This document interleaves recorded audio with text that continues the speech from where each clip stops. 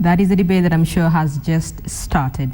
Now, tonight we highlight the cry of a minority community that lives in Voi District, Taita Taveta County.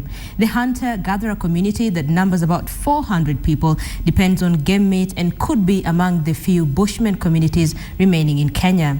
Members of the community have expressed concern that they have for long been despised and discriminated by other communities. In fact, they claim some of their neighbors have refused to marry their daughters. KTN's Patrick Omimo has more on the Wartha community of Taita Taveta, who share close ties with some Cushitic communities that inhabit Kenya.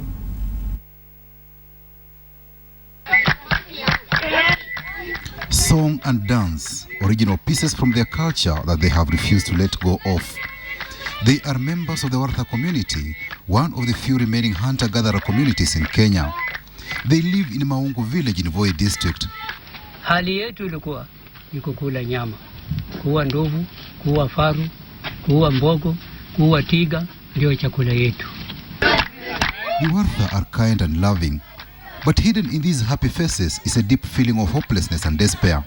It is almost an endangered tribe, just about 400 of them left here, and they have been forced to endure negative stereotyping from some of their neighbors. They want to be recognized as Wartha community, but some of their neighbors continue to refer to them as Wariangulo. That nickname is offensive, for it means people who like eating tortoise. Sawa, ngozi ni sawa. Tuko tunaongea Kiswahili, tunaongea sawa.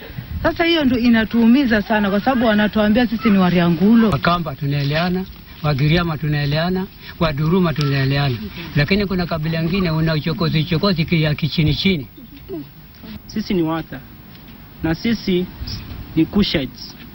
Jamii ambayo tunaongea nao lugha moja ni Boran, Orma. Though dressed in modern clothing, they still occasionally practice the ancient method used by the early man who discovered fire. They rub sticks on a wood plank to produce fire through friction. It is a laborious way to light fire, but the strategy maybe helps inculcate the culture of pulling together for the common good. The smoldering pieces are delicately put on dry grass and blown to make a fire using light twigs. During this visit by the KTN crew, we found them performing a traditional marriage ceremony.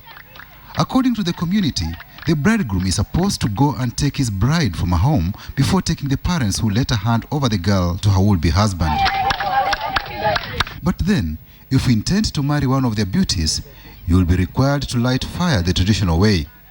The community bursts in celebration when the man successfully lights the fire for his wife to cook. The Wartha are marginalized and poor. They say they also lack representation in government at the smallest unit. They have missed out on education and employment. Katika shule mazingira hayaruhusu kwa sababu ya matusi na kupewa jina mbaya. Kwa hivyo inabidi hata mimi wakati wa kuchukua kitambulisho nililazimishwa niseme mimi ni Mpokomo.